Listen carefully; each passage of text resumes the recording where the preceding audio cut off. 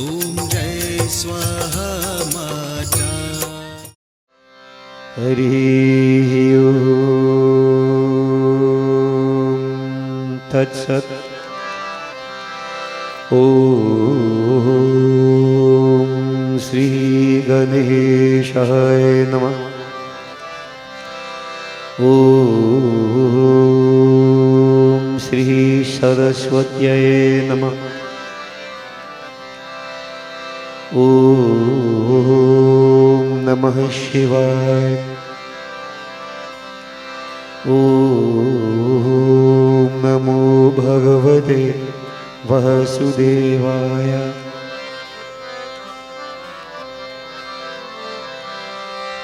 रिद्धि सिद्धि दाता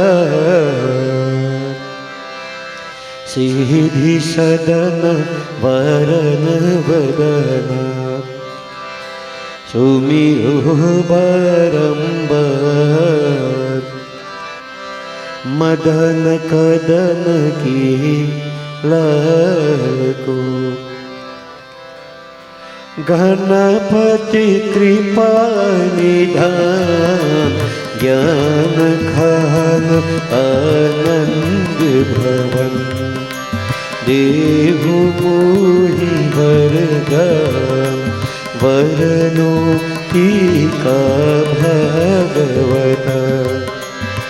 जय शिव आनंद कंद भूतनाथ भव भय हरना भक्ति विषय निर्द्वन्द्व गौरवदन मंगल करना।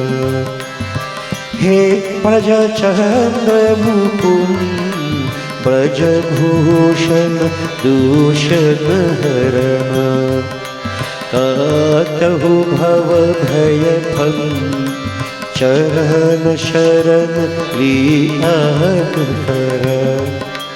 जय जय जय जगदीश सेवत शेषमहेश यज। महिमा अमित यज्ञेय वेद भेद जानत नहीं। देहु मोहि वरदान राधावर यह वर सदा। प्रेम भरी मुस्कान नित चित में खटकत रहे। मोहि चाहिए कछु नहीं और वस्तु प्रभु जगत की। बसी रहे मन माही यह बाकी झांकी सदा।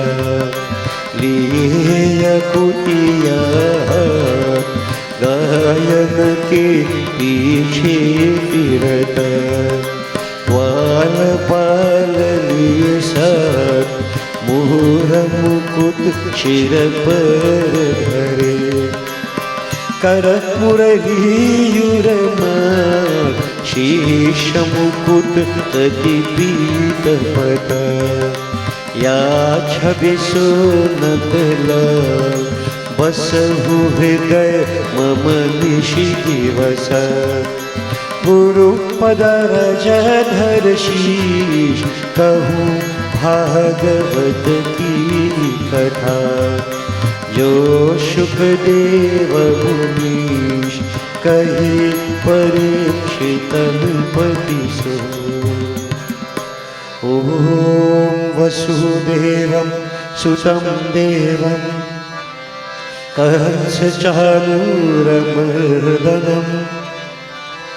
देवकी परमानन्दं कृष्णं वन्दे जगद्गुरुं।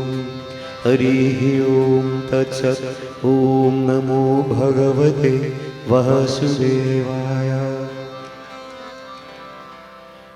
बोले वृंदावन श्री कृष्ण चंद्र की जय। Devotees, the yajna is starting on quite an auspicious day. It is Ashtami. Moonlight, Shukla Paksh Ashtami. Ashtami is a day in which Devi is specially worshipped.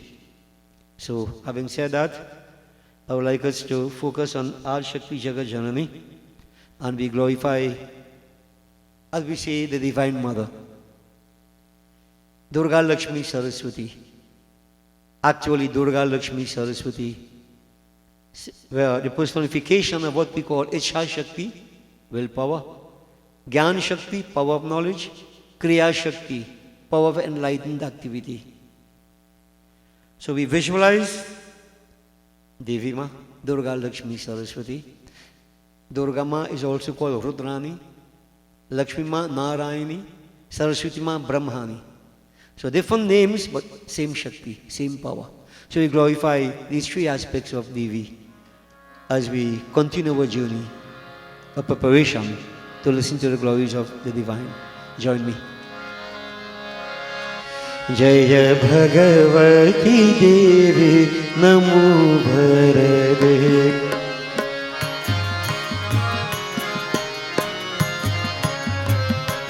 Jaya Bhagavati Devi Namo Bharade.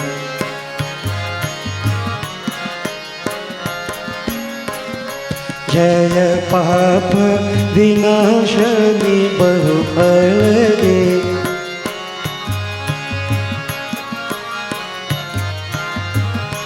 Jaya Papa Vinashani Bahupalade.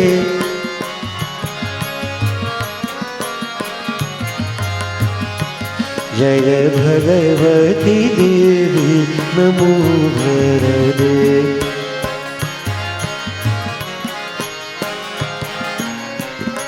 Jaya Shumbha Nishumbha Kapaladhare.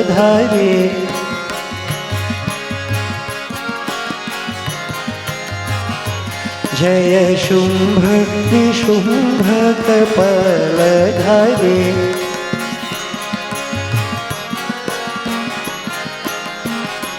Pranamami tu Devi Narahare.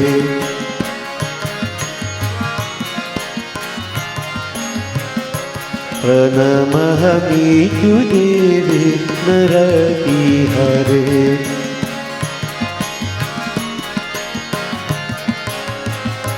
Jaya Bhagavati Devi Namo Bharade. Jaya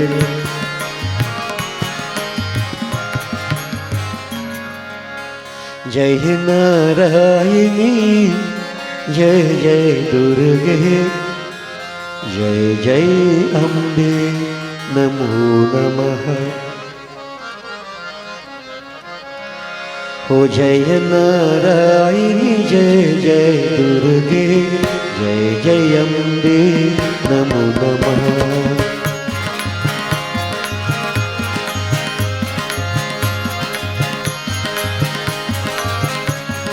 Jai Narayani, Jai Jai Durge, Jai Jai Ambe, Namo Namaha.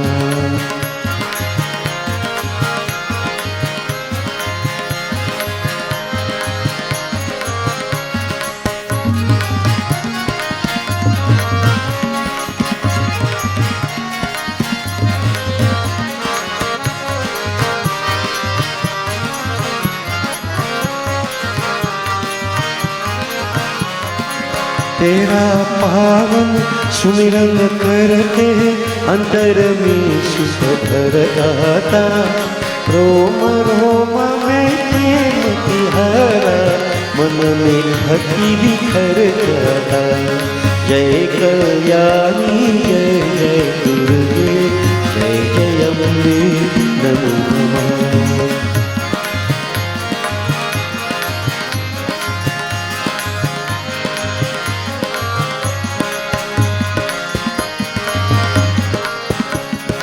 मन अंतर में मंत्र बनो तुम, जीवन ये बुझा दो माँ.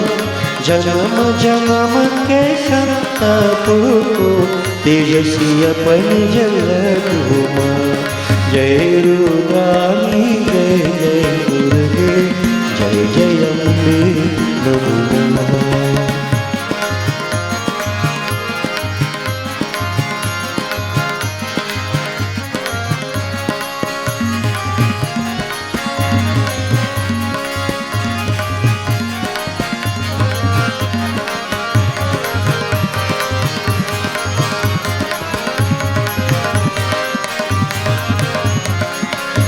सरलता की देने वाली मन बंचित फल बरसाई द्वार तिहारी आके मैया कोई खाली नहीं जाए जय ब्रह्मानी जय जय दुर्गे जय जय अम्बे नमो नमः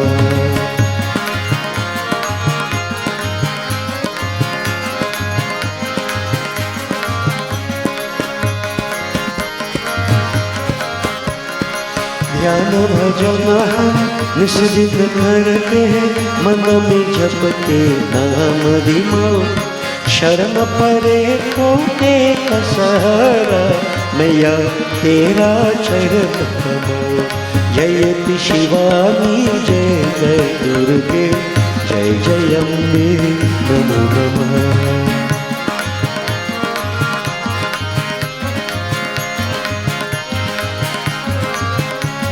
जय नारायणी जय जय दुर्गे जय जय अम्बे नमो नमः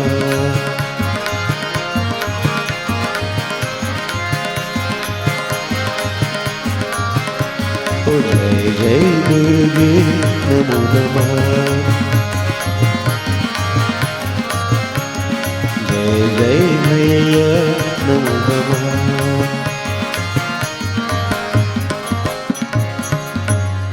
बोली सी शक्ति जगदम्बा माता की जय. And devotees, to complete our invocation, I always love to seek the blessings of Bhagwan Shankar, Shivaji. Why? We have explained time and again, Shiva symbolizes the state of Vairagya, spiritual dispassion. If there is no dispassion, there can never ever be perfection. Let's put it in context. Ramayana tells us, you cannot have devotion to Bhagwan Sri Ram unless you have devotion to Shiva. What this tells us, if you do not have this passion, which is symbolized by Shivaji, you can never ever reach to that state of Sri Ram, who symbolizes the state of spiritual perfection. Chronologically, Bhagwan Sri Krishna comes after Bhagwan Sri Ram, as far as manifestation is concerned. If Sri Ram symbolizes the state of spiritual perfection, Bhagwan Sri Krishna symbolizes the state of ecstasy born out of spiritual perfection. So you see, there's a journey. We are about to listen to the glories of Bhagwan.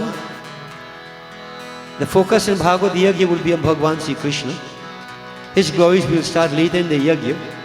But the point I'm making is that to reach to that is a journey. You go from one point to another. You can't go to the top without climbing from the below, from the bottom. Vairagya is essential. It is necessary. As a matter of fact, obligatory. Scriptures tell us devotions are incomplete unless we worship Shiva. And this is what is implied. Unless there is spiritual perfection. If there is no dispassion, there can be no spiritual perfection. And hence, where will that ecstasy come from if there is no spiritual perfection? So devotees, rationale for worshipping Bhagwan Shankar.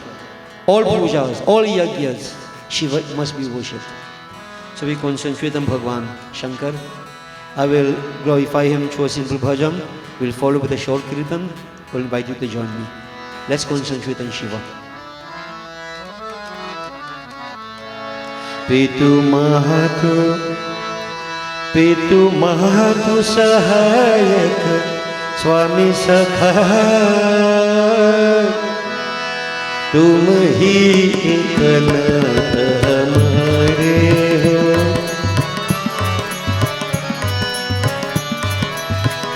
हे तुम तो सहायक स्वामी सखा तुम ही एक नाथ हमारे हो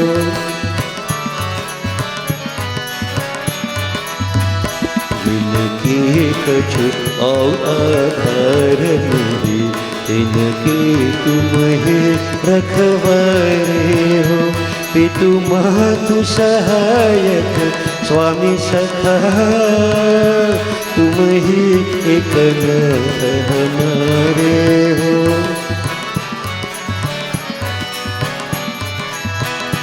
सब भाग्य सदा सुखदायक हो, दुख दूर गुण नाशन हारे हो। सब भाग्य सदा सुखदायक हो, दुख दूर गुण नाशन हारे हो। प्रतिपाल करो, प्रतिपाल करो सगरे जग को।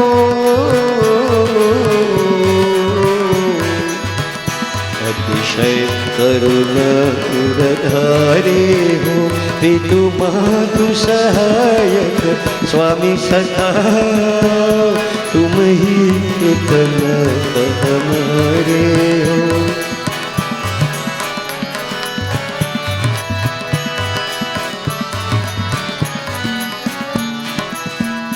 शुभ शांति निकेतन प्रेम निधे, मन मंदिर के उजियारे हो। इस जीवन के तुम जीवन हो, इन प्राणन के तुम प्यारे हो, इन प्राणन के तुम प्यारे हो। तुम सो प्रभु पाय प्रताप हरि, कही के अब और सहारे हो। पितु मातु सहायक स्वामी सखा, तुम ही इतना हमारे हो, तुम ही इतना हमारे हो, तुम ही इतना हमारे हो। ओम नमः शिवाय, ओम नमः शिवाय, ओम नमः शिवाय पाहि मां।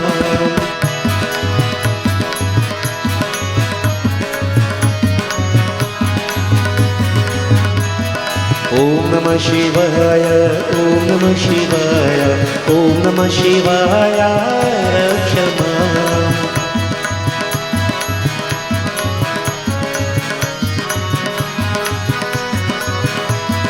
ओम नमः शिवाय, ओम नमः शिवाय, ओम नमः शिवाय पाहि मां।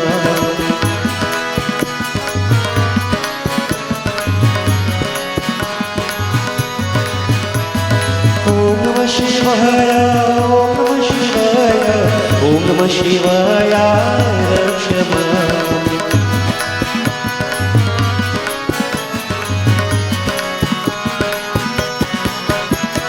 ओम नमः शिवाय, ओम नमः शिवाय, ओम नमः शिवाय पाहि मां।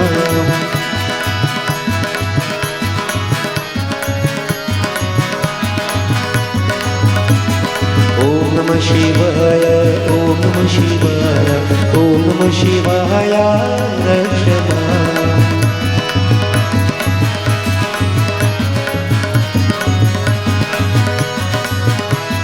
ओम नमः शिवाय पाहि मां।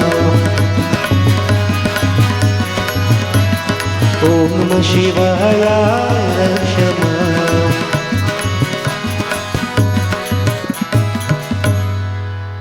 बोलिए श्री उमापति महादेव की जय। Devotees, now normally the first night of Srimad Bhagavad Yagna, we tend to focus upon what we call the Mahatmya, or the greatness of this type of yagna that we are doing. Now, there is a discourse taken from the Bhagavad Mahatmya, which very tells us how powerful this type of yagna is. Normally it's done for 7 days, due to the course of 7 days, but we are told based upon time, place, circumstances, we can make adjustments to suit. Devotees in this age, Kali Yuga, and this age is called Kali Yuga, the age of sin. Many different types of sins are committed. And we clarify that there are two types of sins, two classes of sins. Sins of omission and sins of commission. How can I differentiate between these two? The scriptures have given to us injunctions and prohibitions. If I carry out the prohibitions, then I create sins of commission. If I'm doing what I am not supposed to do, what scriptures forbid. If I'm given the injunctions and I don't carry them out, then I create sins of omission. If I'm supposed to do that, but I don't do it. So I've always tried to explain to devotees, doing something bad alone is not sinful. Not doing what you're supposed to do is also sinful. So many may not live a bad life. Many may conduct themselves appropriately, don't do bad things, which is good. But there are many things that scriptures advise that we should do as obligations, and we don't carry them out. Therefore, they are sins of omission. So these are two types of sins, two classes of sins that can be created. And people need to analyze, It's not good to stay in a comfort zone and say, well, I don't do anything bad, so I'm okay. Also analyze that what you're supposed to do, if you don't do those things, I'm saying to you, you would not be all right. As for instance, scriptures tell us, we need to pray to God on a daily basis. We need to study scriptures on a daily basis. Life is like a flower in full bloom. We should give it away petals, scent, and all to that gardener who brought it into existence. Paropakar on a daily basis. Service to mankind. Service to the Pitris. Maintaining the value system handed down to us. Enhancing them if possible to pass on to the next generation. That's an obligation we have. An obligation to take care of the lower forms of creation. If I don't do these things on scriptures on a daily basis, if I don't do these things on a daily basis, then I'm committing sin. Well, I'm creating sins of omission. And you'll realize that many people don't pray on a daily basis. We don't read scriptures on a daily basis. And this is why we have to point out these things to you, that you are creating sins of omission by not doing what you're supposed to do. So whereas you get merits for doing the good things, but you also incur sin by not doing what you're supposed to do. And devotees, one of the things we are supposed to do is our duty. Each person has certain duties, obligations in society. Carrying out my duties efficiently will bring great merits to me. Failure to perform my duty, I incur sin, sins of omission. So in Kali Yuga, devotees, you'll find all kinds of sins. People are doing bad things, as we know what is happening today in our own country. But not only that, in our own country, I'm bold enough to say, many of us are not doing what we are supposed to do. So we are overwhelmed by sinful actions, sins on all sides. And you know what? Those things come as a result, they say karmas, come back to haunt us. Jaisa karni, vaisa bharni. There's individual karma, there's collective karma. And when karmas collectively add up, devotees, the resultant karma is so negative, we suffer as a country, we suffer as a people. In other words, suffering is the order of the day because of karmas, because of sins created, either through commission or omission. But devotees, how can I get myself out of this? How can I free myself from this bondage?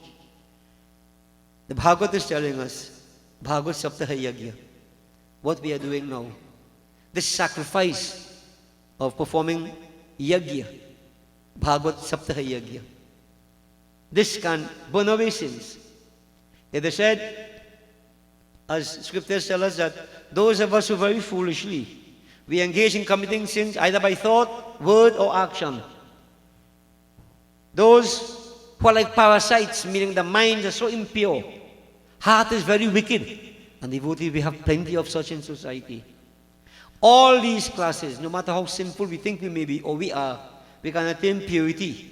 Purity, burn away sins through this sacrifice of Bhagavad Saptaha Yagya. It is not an easy yag to do. It's very, very difficult, very challenging. But devotees, it is very, very powerful.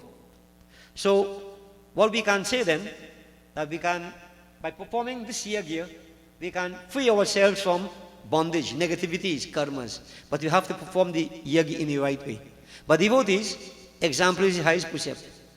So there is an example which we are going to look at to help us to understand how we can cleanse ourselves, free ourselves from bondage through such a sacrifice. Devotees, we have Sanat Kumar.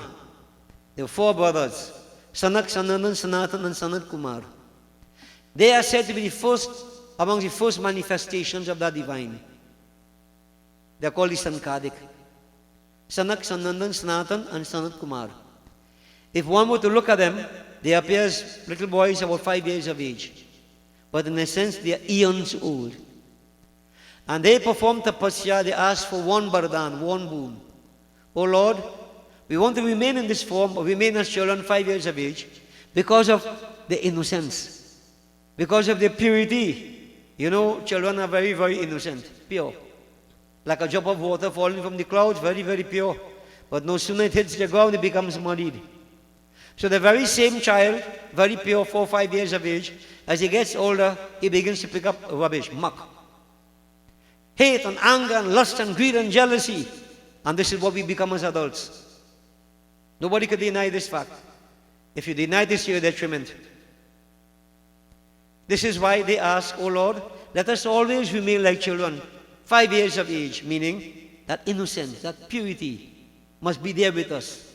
Purity of heart, purity of intent. And not only that, we would like you to bless us that we must always engage ourselves in listening to your glories. So devotees, they got that bardhan. This is why they'll be eons old, but they appear as children 5 years of age. There's another sage whose name is Narad Muni, and sometime in the Yag I may read his katha. Devotees, Sanat Kumar, they were speaking to Narad Muni. So there's this dialogue taking place. The Sanat Kumar devotees, they are relating to Narad Muni what I'm going to relate to you. So, directly to Narad, indirectly to all of us. The Sanat Kumar, they are saying, Atra te kirtiyishyama itihasam puratanam yasa savanamatrena papahani prajayate tungbhadra tate purvam abhut pattamam uttamam yatra varnaha swadharmena satyasar karma tatparaha atmadevah pure tasmin sarva veda visharadaha sotasmarteshu vishnato nishnato dvitiyata eva bhaskaraha भिक्षुको वित्तवालों के तत्प्रिय धुंधुली स्मिता स्ववाक्य स्थापिका नित्यम सुंदरी शुक्लोर्भवा लोकवार्ता रता क्रूरा प्रायशो बहु जल्पिका शूरा च गृहकृत्येषु कृपना कलह प्रिया एवं निवसतो प्रेमना दंपत्यो रममानयोः अर्था कामश्च यो रासं सुखाय गृह आदिकम् पश्चाद धर्मा स्मरण व्याधस्थाम्यांग सतान हेतवे गोभु हिरण्यवासांति दीनेभ्यो यच्छतः सदा धनार्धम धर्म मार्गेण ताभ्यांग नीतं तथापि च न पुत्रो नापि वा पुत्री तस्य न तुरो भृशम. The Sanat Kumar is saying, Narad, let us now narrate to you an old legend, an itihas. Sins are destroyed just by merely listening to this. So devotees, tonight, a great part of the katha, well not great part, but an important factor of the katha will be listening. How do we listen? What we call listening. But here up front, Sanat Kumar is saying that this katha destroys sins just by listening to it. And you realize then that listening is not an easy thing to do. If it was easy, everybody purified themselves. But what is going to happen? As you sit to listen, sleep will take hold of you. May jhupe. Head nodding all about, and then you shake your leg if you agree with the Baba. Yeah, these things happen. Yeah. I know all the tricks.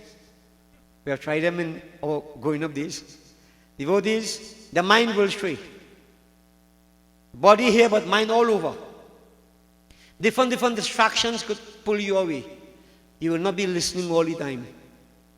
If you think listening easy, no. This is why it's a tapasya.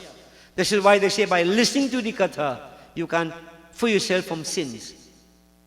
This is why I emphasize listening is not easy. So you have to determine how you're listening. This is the tapasya that you have to carry out. In days gone by, San Kumar is saying, there was a beautiful town situated on the bank of a river called Tungabhadra. This is in India. All the residents of that town, they were very, very virtuous people. They performed all the duties based upon their respective castes. They spoke the truth. They engaged themselves in righteous actions. That's a wonderful place to live. Isn't that so? And you know, when I read all these things, we have to ask, can we compare where we are now to what we are speaking about? Do we have these conditions existing amongst us? Devotees, I think when we listen to Katha, we have to ask ourselves these questions. Ask questions as you analyze, as you internalize. And you're going to find some very wonderful answers.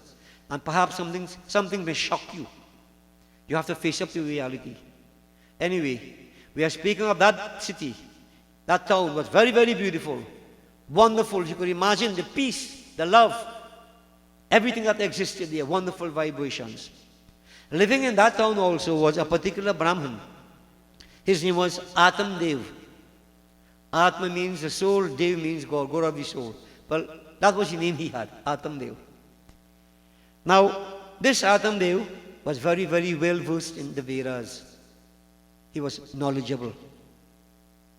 He was proficient, Visharad, expert in performing various rites and rituals,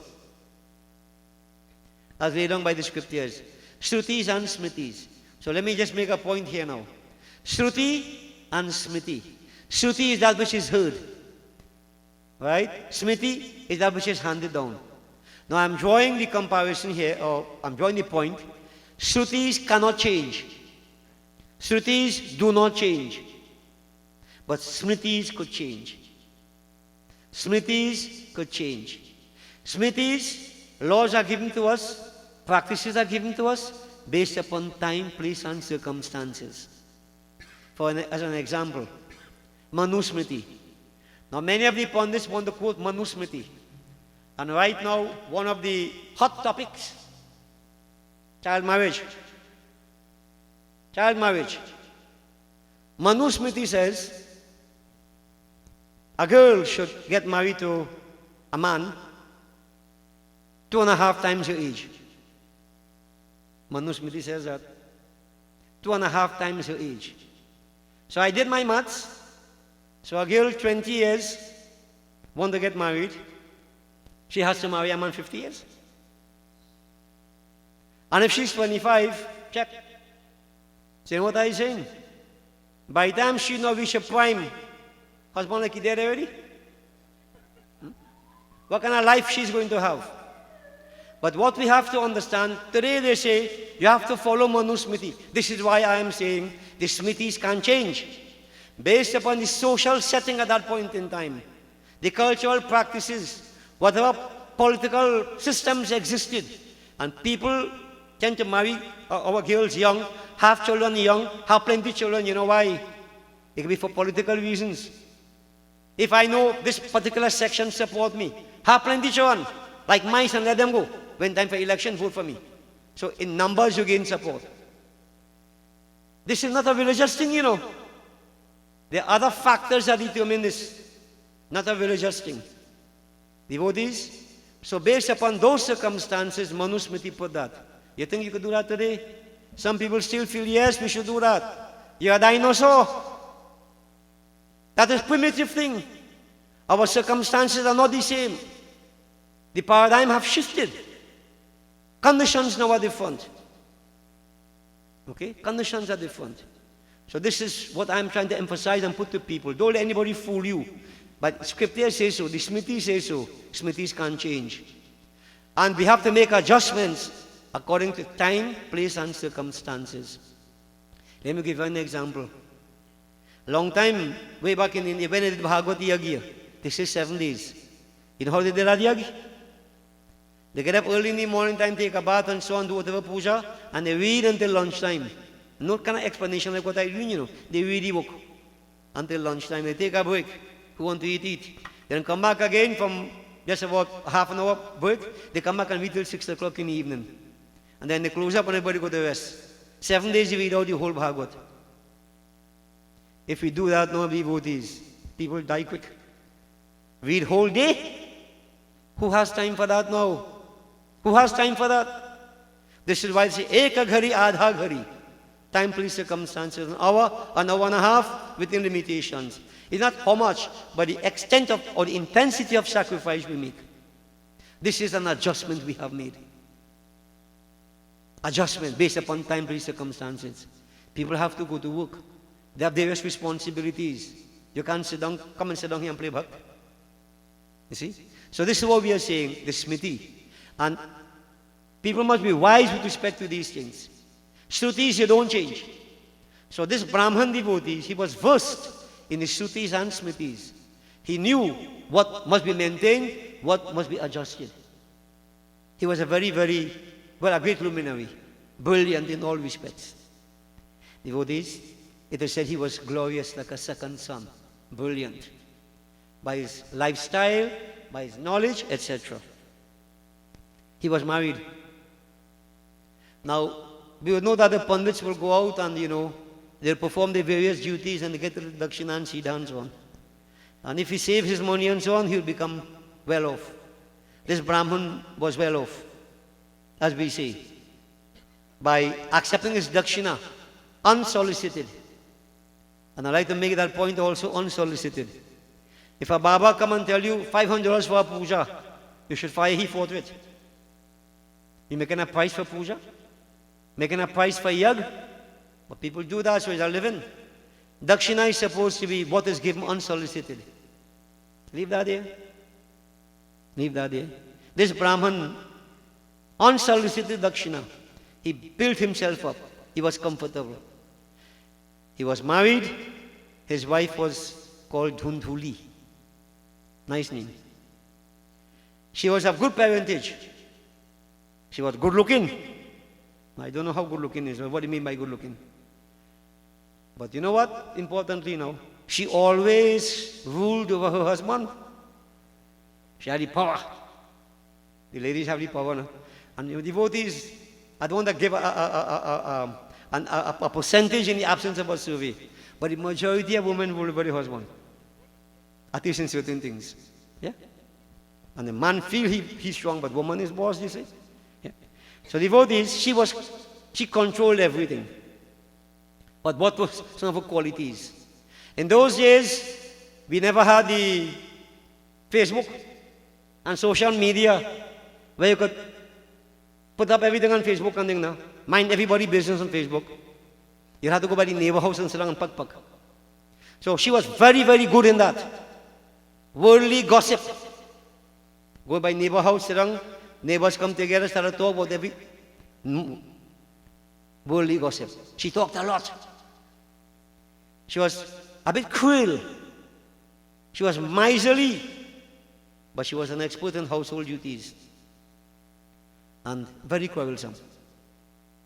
Very quarrelsome. And maybe Atam the Brahman maybe never hear too good, so he won't hear the quarrel too much. Sometimes it could be a little deaf. But these two lived a good life together. They were compatible in many ways. Besides the quality she had, Brahman was able to adjust because he himself was a spiritual person. So these two lived together for a long time and they enjoyed each other's company, they enjoyed life. Everything was comfortable with them. Good house, everything, all material possessions. But there was one problem, a source of discomfort. They had no children. No children. So, scriptures say, perform various good actions, good deeds and so on, and you'll be blessed with what you want. So they performed various virtuous deeds, giving away the wealth that they accumulated. They gave cows, they gave land, they gave gold, clothing to the needy. Various ways they performed sacrifices. They spent half of their fortune, half of their accumulated fortune in all these righteous actions. But you know what? Neither son nor daughter did they get. They were still issueless. No son, no daughter. And You know, in India, and I'm sure in those times, everybody would want to have a son. They would want to have a son because the son supposed to inherit the property and thing, no? You know, and when you get married, you continue family lineage. But not only that, daughter, now to marry a daughter, they have to give plenty dowry. You have to give land, you have to give gold to marry your daughter. And devotees, a lot of scheme took place at that point in time. And many people, when a daughter was born, they destroyed them. There are those who, even before marriage, before the child was born, if they come to know that there's a girl in the womb, they did something to get rid of that child. They didn't want girls. And I must say this, that this is the kind of stupidity that existed in Indian society long ago. Up to today, some of the villages in India and Pakistan, they do this nonsense. They do this nonsense. And I can't understand why these mothers, sisters and daughters are discriminated against. And some of our own people down here, suppose when an enlightened society, they share the same kind of view. That's a backwardness, if there is a word. Real backward. Backward thinking. Now, scriptures didn't say that, And I want to emphasize that. Scriptures didn't say that. If that is written in scriptures, it would mean that people did it, not that it's sanctioned. And it's something, again, you have to understand when you're hearing scriptures, reading scriptures. Not because something is written in the book, you have to follow it blindly. Like in Garu Puran, many things have been written in Garu Puran. But you know why? Because those were the things that were done at that time in the Middle Ages. Those things documented in Garu Puran. We have plenty, even today, so-called pundits who would say, Garu Puran says so. Garu Puran didn't say you have to do that. Garu Puran documented what was done. That does not mean that you have to do it now. Now this little difference is difficult for people to understand, devotees. This is why we have so much confusion. So I want to make the point. Let's understand that. They say, this Brahman did not get a son, nor even a daughter. Look at the term they use. No, even a daughter. Daughter is a sighting. It's a son they want. But they didn't get neither son, nor even a daughter. This is how they classify the girls way back in the past. Yeah? And you know, when I look at all these things, today I did a wedding, I'll tell them, Jinkanya dana diyo, aura ko dana diyo na diyo. When a person gives a daughter in marriage, there is no other dan to compare with that. Yet you don't want to have a daughter. You discriminate against the girls. This is what is happening in our society. But it happened in India. And, you know, little part of it still come down here. What you must do with a girl, by the time she reaches a certain age, make sure she could cook. Make sure she could wash. If she could sew better. Right? Make sure prepare all these things. Sometimes even the boys ask, you could cook? You could wash? You could sew? What are you looking for, a maid or a wife? If you're looking for a maid, go get a maid. But this is what people have been, our mothers, sisters and daughters, relegated to being. Maids. Yeah? Now I'm saying, no way. And if anybody has an iota of sense, you wouldn't do that to your daughter. No way. But devotees, this is happening. So I just thought I'll mention that also because all these things, cultural, social, and they could impact upon us. The Brahman devotees, very, very unhappy. No children in the house. I mean, under these circumstances, you got to have even a daughter self, but nobody. Ekada sadvijo dukkhat, grihyang tyaktva vanangata, madhyanhe trishito jatas, dagang supemi ivan. Pitva jalang nishashnastu praja dukhe na karshitaha muhurtadapi tatraiva sanyasi karshitagataha drishtva pita jalang tangdu priyo yatastvadantikam natvacha padayustasya nishassan sangsitaha puraha. Devotees, one day the Brahman fed up. He said, I can't take this anymore. Well, they didn't say what he was fed up about. He was distressed. Because of whom? I don't know if it's because his wife quarrelsome, or because of all the other thing, or because no children. Whatever it is, he got fed up, and he went into the forest. He said, I live in this house. He went into the forest. He's not sitting here why, but maybe because of fed upness, he went to find some solace, some peace, something to comfort him. Midday time, he felt very thirsty. He came to a pond. He quenched his thirst. And now it is said that grief that is in his heart because of no children overpowered him. He sat there, exhausted and in grief. Emptiness. He was worried about this. Worries could kill anybody. But look what he was worried about. I have no children. After about one muhurt, they say about 48 minutes passed, he sat down there moping, grieving. A sannyasi came to that spot. When the Brahman saw the sannyasi, he said, you know what? There's some hope. Maybe he could help me. So he waited until the sannyasi quenched his thirst and sat down comfortably. And the sannyasis have enunciated. One was given up the world. And devotees, if you really meet a sannyasi, he riding in no Mercedes.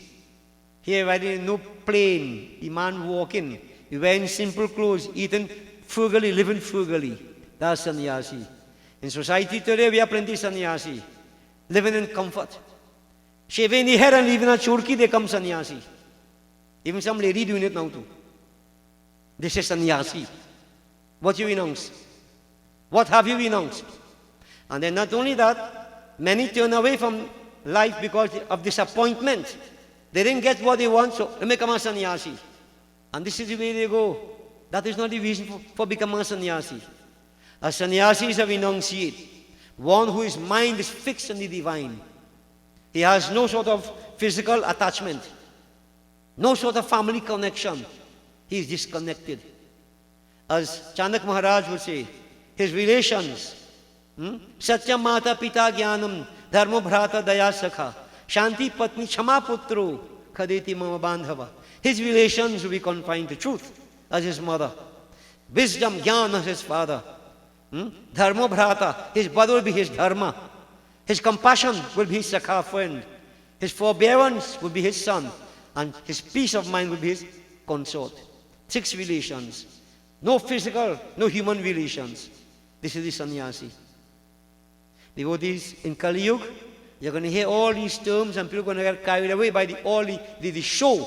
But get to the essence of it and see. Everything is just what I have said it is show. Understand what sannyasi is, devotees. So this was the sannyasi. I'm explaining all this because the advice he would give, you have to understand from his perspective why he gave that advice. He sat there, sannyasi did, and he relaxed himself. Atam Dev Brahman now came and he bowed in the feet of the sannyasi. And he stood before him. He didn't say anything. He was sighing deeply. You know, somebody in serious distress. But devotees, when somebody worried, or if they're angry, or any of these emotions, or we see they get basudi as we say, check what happened to the breathing. The breathing. When you're angry, you breathe louder, deeper. Yeah? You're worried, you breathe deeply. Yeah? When you see the beloved one, the heart at the waist, and the breathing speeds up. There's a correlation between the breath, between the heart, all these things we need to know. This is why we tell people, don't stress out now. If you stress out, you affect your heart, you affect your lungs, you affect everything about you.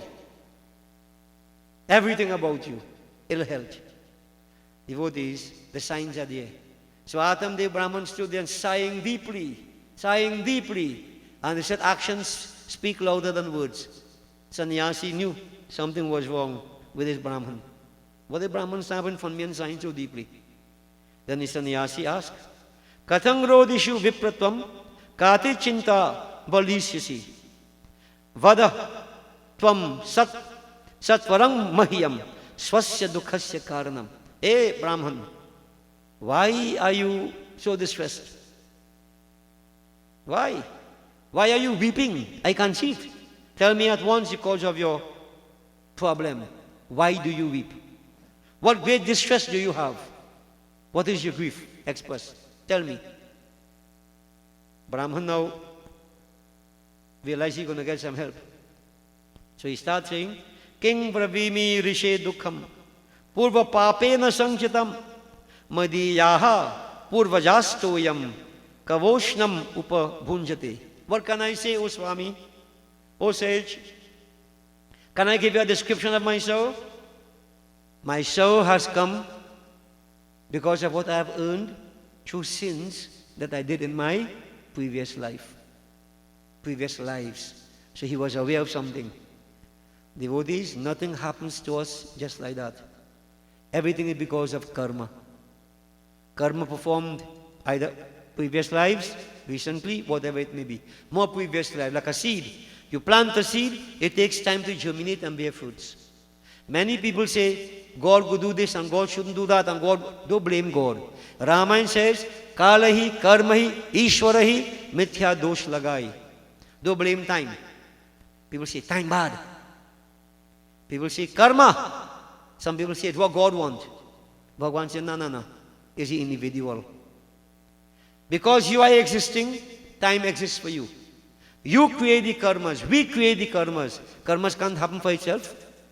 And Bhagavan says, don't blame me, na? I am the impartial witness. I don't make anybody do anything good. I don't make anybody do anything bad. I don't punish anybody. I just give justice. Jaisa karni, vaisa bharni. Cause is effect concealed. Effect is cause revealed. We create it. And devotees, this is something we have to bear in mind. Because more and more in society, every day that passes by, we always blame somebody. Somebody do me obia. Somebody do this. Somebody show something in my yard. This ain't working right. That ain't working right. When everything is based upon our own karmas. We have a diseased society. Mind diseased. Not understanding the principles, devotees. The Brahman was wise enough to understand my condition in life, all my sorrows are as a result of sins earned through previous lives. Is it so, O Swami? Now, let's listen to his problem. When I offer water to the ancestors, strange, the water gets hot in my hand. How? The ancestors breathing, sighing, their hot air, hot breath, warming the water in my hand. So he's saying, you know. Now, I don't want you to believe that this is so. That you're offering water, your father died 50 years now, and the man still come blowing in the water in your hand. That can't happen. He thinking like that. When a person in distress, you think all kind of foolishness. So he's trying to justify all this now. Bela case. My ancestors, you know, because of how blight I am, they won't even take the water I offer. The water get hot in my hand. They don't want to drink it. The holy ones, the devatas, they do not accept my offerings with pleasure. How he know that? Ask. You give a Brahmana dakshina. What? You think he happy? How won't he accept it with pleasure? But this Brahman is putting that. He wants the Bela keys for his weakness, for his problem. So he's saying, the Brahmins, the devatas, they don't accept my offerings with pleasure. I am so grieved because I have no issue, no children. That life appears to be void, empty, have no value. No value. And he now began to expatiate on this. Oh, Swami, what I can say. Worthless or useless is life without children. Hear what he's saying, eh? Worthless, useless is a home without children. Worthless is wealth without children. Worthless is a race without children. So everything, no children, everything centered around children in his mind at that point in time. Yeah? So he's building his case because he wants help. He's saying, oh, Swami, when I carry a cow home to mind the cow, even the cow don't have young one, I'm so blight. Not only that, if I plant a fruit, the fruit rots. From the time I carry it in my house, the fruit rots. I can't have time to plant it. I'm so unfortunate. You know why all these things happen? Because I don't have any children. So that's why the fruit rotten. That's why the cow can't have young one, because I have no children. Now that doesn't make sense, does it? But in his ramblings, these were the excuses he was putting forward to ask for some help from the Swami. So saying like this, devotees, he cried his whole story. I'm so unfortunate. I have no children. What should I live for? What should I live for? And so saying, he began to weep most bitterly. Big man crying. The sannyasi was very, very moved to see a big Swami, a big Brahman crying. So, I mean, children crying, you feel sorry when a big man crying. Think about that. Devotees, the sannyasi, what was his expertise? To let go of the world. Turn away from the world. Don't get caught up in the world. Yeah? Sannyasi started a discourse. I say, Hardeo. Yeah, you ask one thing, he gave you a discourse. Devotees, sannyasi start. Oh Brahman, give up this infatuation, for that is what it was. They give up this infatuation for getting an issue. Most powerful is the cause of one's destiny. Destiny, devotees. What is our destiny? What we are destined to receive. That is the key. Yeah. Taking recourse to wisdom, turn to Gyan. Oh Brahman, give up this craving for mundane existence. So the Swami gave up the world. So he telling the fellow, give up the world, why? Don't crave for mundane existence. And then he said, oh Brahman, I have looked into your past karmas. The Swami had that capacity. And devotees, all of us, they say on the forehead, there are certain lines you could read. You can tell some of your past. The Swami looked at him and he said, I am telling you, O Brahman, for 7 lives, you will not have any sons. None at all. No children. For 7 lives. The Swami saw that. So he was telling him, give up this kind of infatuation for mundane life, no? Because he knew that this Brahman was not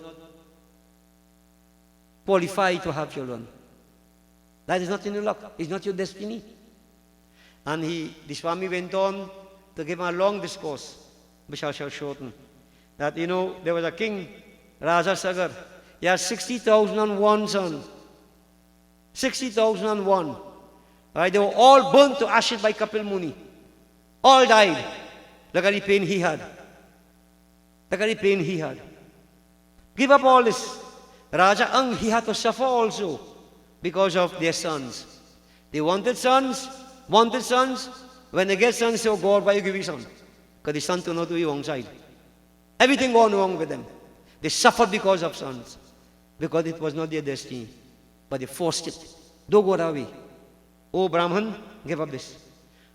All happiness lies in renunciation, letting go.